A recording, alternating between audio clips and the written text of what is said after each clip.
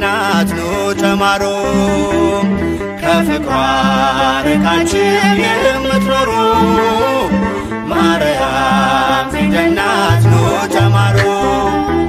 ወደ ቀድሞ ነገር እንመለስ የአምላክን እናት እናወድስ ከፍቅሯ ርቃችሁ የምትኖሩ ማርያም ፊደል ናት ኑ ተማሩ ከፍቅሯ ርቃችሁ የምትኖሩ ማርያም ፊደል ናት ኑ ተማሩ።